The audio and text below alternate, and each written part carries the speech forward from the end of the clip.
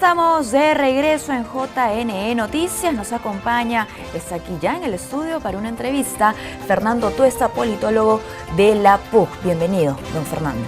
¿Qué tal? Un placer siempre conversar con usted, por supuesto, gracias por la invitación. De temas de interés que queremos compartir con los televidentes. Vamos a hablar el día de hoy sobre la reforma electoral y uno de sus principales puntos, la democracia interna. La semana pasada se habló del cronograma, esta semana está en discusión el financiamiento partidario, pero por supuesto no podemos dejar de lado ese tema tan importante. Mira, la reforma está avanzando, quizá no tanto como creo que es necesario, pero así es el trabajo en el Congreso. Esto requiere ciertos consensos y creo que tiene un problema que es el siguiente. En muchos países la reforma es encabezada por el Ejecutivo. Este es el único país, el nuestro, donde se ha dejado a las bancadas parlamentarias para que desarrollen la reforma y entonces esto le falta un compromiso de los principales líderes de los partidos. Es decir, nuevamente, en otros países son los líderes políticos que se ponen a la cabeza de las reformas. Y esto, por lo tanto, tiene una agenda distinta, porque en el nuestro se está imponiendo las agendas individuales de los congresistas de los diferentes partidos. Y entonces, la reforma que ha tenido un primer tramo, que está muy bien, que es el informe del Grupo de Trabajo de Reforma Electoral dirigido por la congresista Patricia Donaire, que evacuó un texto que está bastante bien, muy avanzado. Donde ha habido mucho consenso, además, ¿no? Sí, tuvo a su favor lo siguiente: tomó mucho el trabajo desarrollado por los organismos electorales en los últimos años. De eso se nutrió, si no, no hubieran hecho ese informe. Tiene muchos aspectos que hay que discutir, pero en general es un buen texto. Dentro de eso está lo que tú has denominado ya como tema de interés, el tema de la democracia interna.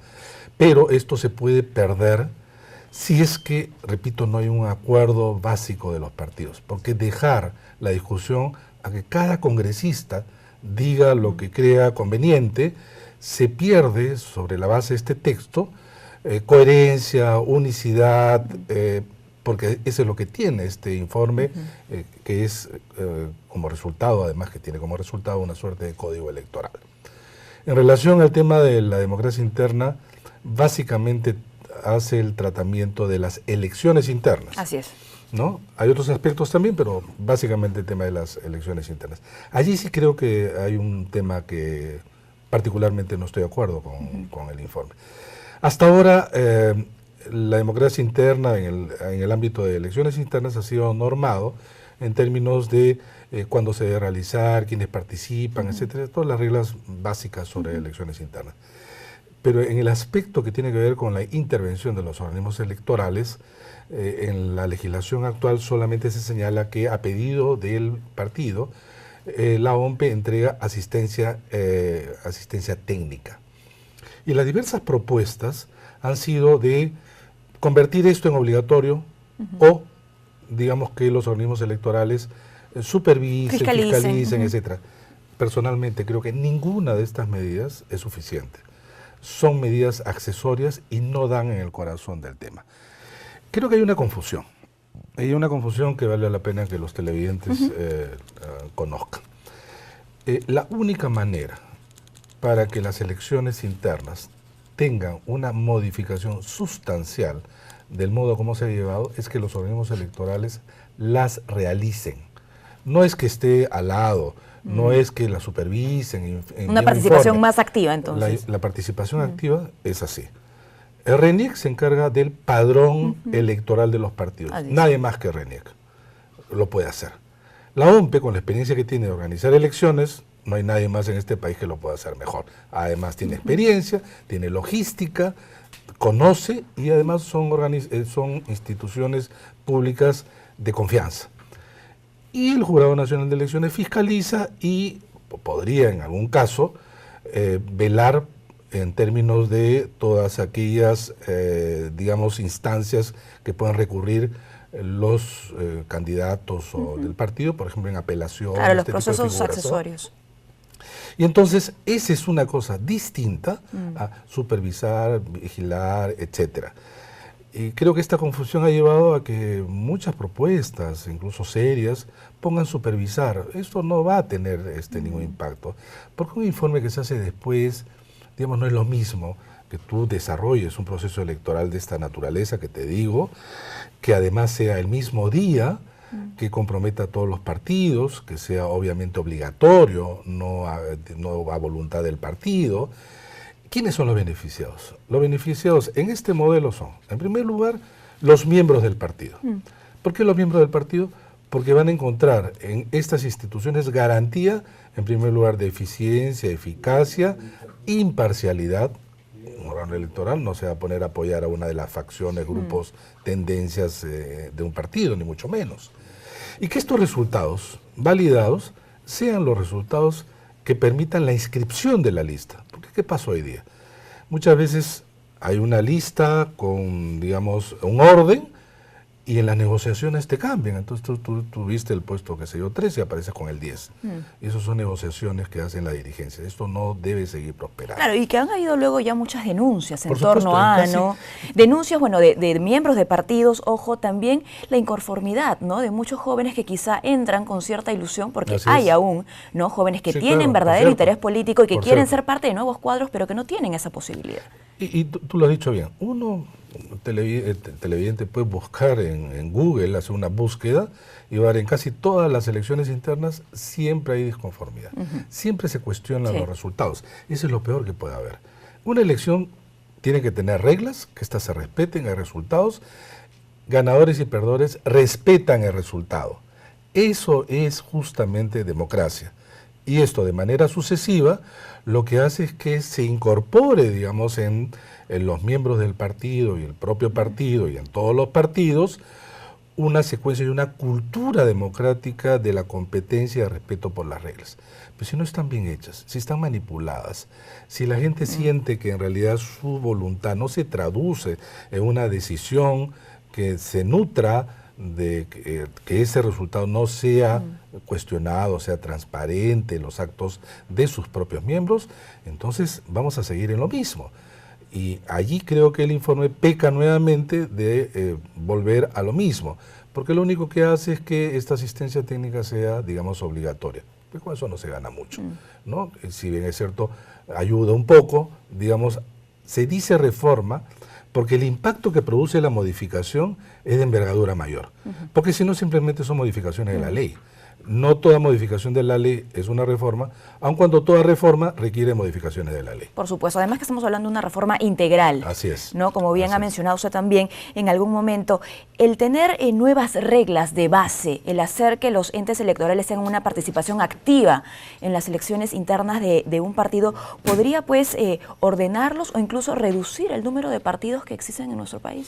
Bueno, para empezar, una de las propuestas ya de a modo personal que he estado trabajando es lo siguiente. Hoy día la inscripción de un partido requiere de una serie de requisitos formales, tipo firmas, comités, etcétera. Hasta ahora no ha quedado demostrado que estos requisitos, que son en realidad importantes, altos, exigentes, producen partidos altamente organizados. O sólidos. ¿Por qué? Porque en realidad hay un mercado negro de firmas, porque en realidad mucha gente les hacen firmar y ni siquiera saben que son miembros de un comité. Y esto, la norma, la ley, lo que valida mucho y privilegia es el expediente. Yo te entrego un expediente con todo lo que tú me pides, ¿no? Y yo lo que hago es valorar esto, te puedo exigir más, menos, pero digamos, limita la acción, obviamente, del organismo electoral. Entonces, ¿cuál es la propuesta al lado de lo que ya hemos hablado sobre la intervención de los organismos electorales? En otros países la inscripción de un partido no exige grandes cosas. Entonces tú te puedes inscribir, por decir algo, no digo que necesariamente sea así, digamos, 1000 personas, no cientos de miles, sino digamos 1000 personas, a unos cuantos comités, te inscribes. Muy bien, pues tú tenés la inscripción. No exigir firmas, no exigir o de repente un poquito de comités, y nada, una cosa muy general, obviamente personeros, directivos. El organigrama, ¿no? Y obviamente tus directivos, está bien. Pero, y esa es la condición importante, participas en las elecciones internas. Si es que tú no sacas un porcentaje, digamos 0.5 o lo que se estime conveniente, que no participen en tus elecciones internas, pese a que las realizas, si no pasas una primera valla, no inscribes candidato y pierdes la inscripción. De tal manera que tú puedes inscribirte, pero ¿cuál es el desincentivo? Yo tengo que movilizar gente para que vayan a mis internas. Entonces yo no estoy valorando la inscripción de un partido sobre la base de firmas, comités que me lo pueden incluso crear de manera ficticia. Digamos que se necesiten 80.000 personas. Yo tengo que movilizar 80.000 personas, tengo que tener, digamos, en mi partido esa capacidad movilizadora. Y ese compromiso, ¿no?, de la gente que efectivamente va a ir a cumplir. Pero si vas a votar, ya es pues algo tangible, ya es algo que se conoce, ya es algo que puede demostrar que tu partido tiene capacidad de movilización. Y entonces solo esas listas de esos partidos que pasan ese primer umbral pueden inscribir esas listas que salen del... Esto, ya de alguna manera, esto no estamos inventando la pólvora, sino recogiendo experiencias comparadas, se está realizando en algunos países. Pero esto sí, es muy importante decirlo, sí lo que produce es quitar las manos de quienes hasta ahora tienen, digamos, poderes para manipular y redireccionar las elecciones de los partidos. Por eso es que esto que pareciera a cualquiera más o menos razonable, ¿por qué no?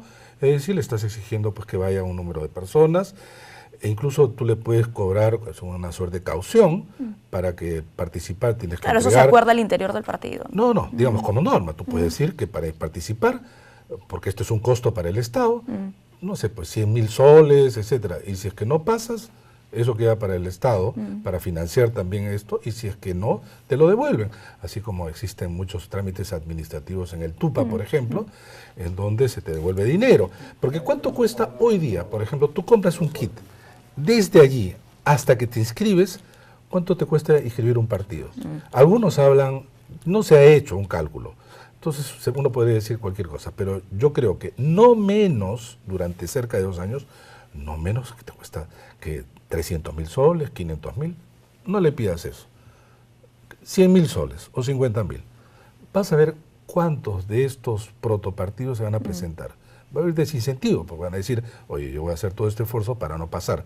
Prefiero ¿qué? Lo que hay ahora. ¿Qué es lo que hay ahora? Firmas. Firmas, mercado negro, comités. Esto que parece exigente que en el fondo no lo es. Y se deja de lado también algo importante, ¿no?, que se ha perdido en tantos años, la vida partidaria, la comunidad partidaria, así es. Que la gente no solo se agrupe antes de cada proceso electoral, sino que efectivamente se trabaje una línea. Claro, lo que pasa es que nuestros partidos son partidos extremadamente débiles, no tienen recursos. Recién este año, justo este mes, se les está entregando dinero por primera vez en la historia para estos gastos, digamos, ordinarios. ¿Y qué puede hacer el partido? Lo que primero debería hacer el partido, para empezar, es alquilar locales. Porque hay partidos que tienen un local en todo el Perú, que es en Lima, y entonces, ¿dónde van a ir a verlos? ¿Dónde van a realizar sus actividades? ¿Dónde se van a reunir? ¿Dónde van a producir esa vida partidaria de la que estás hablando? Para empezar, en locales, un espacio.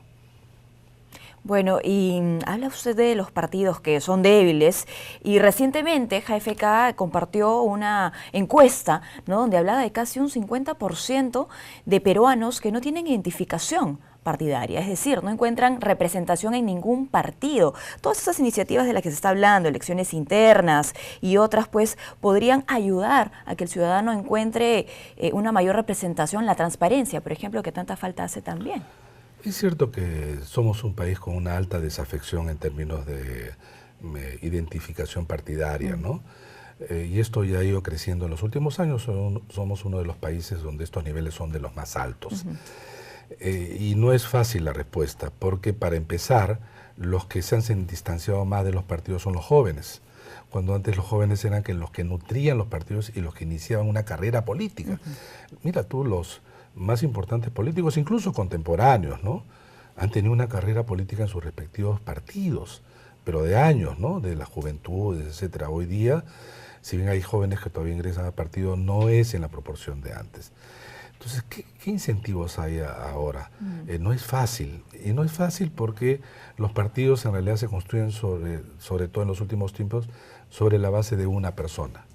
No son altamente personalistas. El propio partido de gobierno tiene el nombre incluso de su fundador y ahora presidente. Y lo que ocurre es que muchos de estos partidos, cuando el jefe, fundador, etcétera, se retira o de cualquiera de las razones, por cualquiera de las razones, estas organizaciones desaparecen. Entonces no es fácil, pero también no es fácil porque hay una desafección en general de la política. Dicen, la política no me gusta, ven lo que ocurre en general en el escenario nacional y dicen, yo no voy a participar en esto. Y es una decisión complicada porque lo que hace es abrir el espacio para aquellas personas que por el contrario no es que tengan un interés en general sobre la política, sino ven en la política un espacio, digamos, para labrar intereses particulares.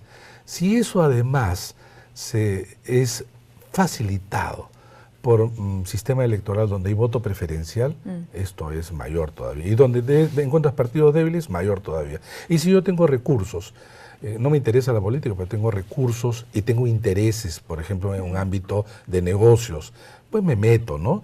Y me facilita porque yo puedo financiar, el sistema me favorece, entonces es difícil, digamos, componer. Pero sobre todo, y es por eso que es importante programas como este, seguir discutiendo, etcétera, es que no se puede dejar la política solo en manos de los políticos. Porque los políticos, como todos, tienen intereses.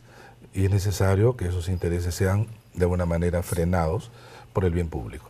Bueno, y valorar el esfuerzo también que hacen instituciones, escuelas, claro, universidades, porque si bien hay desinterés, en los últimos años hay también oportunidades, ¿no? Para aprender sobre gestión pública, política. Mucho. Entonces, tienen que encontrar esos jóvenes un espacio justamente para ser parte de algo y fortalecer los partidos políticos. Y mira, se discute ya a nivel mundial sobre si los partidos de antes volverán. En general, casi todo el mundo dice no volverán.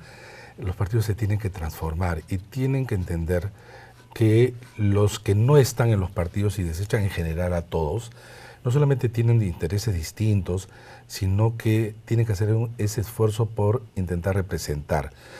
Hoy día no es lo mismo militar que hace 20 años atrás. Antes esperaban los jóvenes o incluso en mis generaciones que el partido diseñara, los partidos diseñaran qué cosa está pensando, cuál es la decisión sobre algo. Hoy día pues deciden algo con un tuit y entonces y también el joven es la forma como se interesa en la política y se discute mucho en redes. Y entonces, ¿cómo canalizar eso? Eso es un esfuerzo que tienen que hacer los partidos. Lamentablemente muchas veces los partidos no miran eso, sino, por ejemplo, frenar reformas, todo aquello que creen que atenta contra su supervivencia, la frenan. Y muchos congresistas, por ejemplo, son congresistas de un solo periodo. Entonces el partido no les interesa mucho. Entonces mucho, en realidad, trabajo y mucha tarea por delante, ¿no? Por supuesto, diferentes factores, muchos, ¿no? Para fortalecer los partidos políticos de nuestro país. Muchísimas gracias. No, gracias por la invitación. Don Fernando, por acompañarnos. Hemos conversado esta mañana con Fernando Tuesta, politólogo de la PUC. Hacemos una pausa y regresamos con más información.